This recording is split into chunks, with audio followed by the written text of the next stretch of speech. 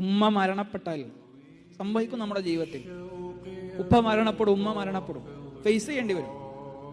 ചിലപ്പോൾ അന്ന് നമ്മൾക്ക് വലിയ വിഷയമൊന്നും ഉണ്ടാവില്ല. അന്ന് വീട്ടിൽ കുറെ ആൾക്കാരൊക്കെ ഉണ്ടാവും, പലരും കാണാൻ വരും. കബറടക്കി നമ്മൾ പോരും.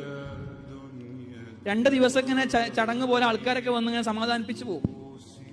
പക്ഷെ 2 ദിവസം കഴിഞ്ഞ് നമ്മുടെ വീട് ഇങ്ങനെ കാലിയാവും. പിന്നീട് അങ്ങോട്ട് നമ്മുടെ വീട്ടിൽ നമ്മൾ അനുഭവിക്കാൻ പോകുന്ന ഒരു വിടവുണ്ട്.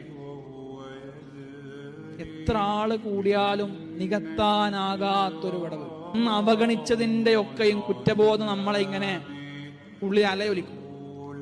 വാപ്പാന്റെ മിസ്ഡ് കോൾ കണ്ട് തിരിച്ചു വിളിക്കാതിരുന്ന സന്ദർഭങ്ങൾ ഉള്ളിലിങ്ങനെ നീറ്റലായിട്ട് വരും. ഉമ്മയുടെ തലോടലുകൾ നമ്മളിങ്ങനെ ആഗ്രഹിക്കും. പ്രോഗ്രാം കഴിഞ്ഞ് വീട്ടിലേക്ക് എന്നാൽ ഉമ്മ എന്ന് വിളിച്ചല്ലേ കയറാം.